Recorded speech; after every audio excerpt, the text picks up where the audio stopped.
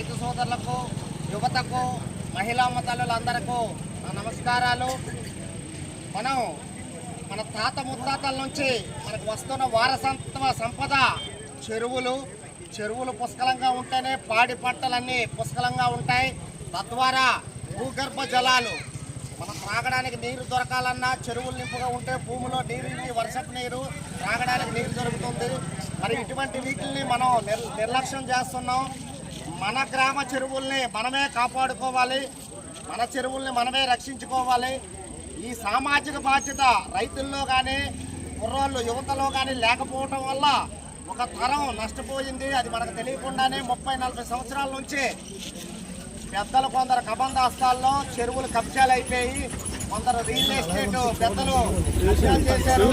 అప్పటి వల్ల అలాగా చాలా నదులు చెరువులు కనుమరుగైపోయాయి. ఇప్పటికే ఎన్నో పక్షులు అంతరించిపోయాయి నీరు లేక.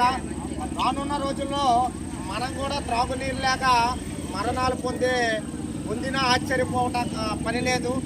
రైతులందరూ చైతన్యవంతులు అవ్వండి.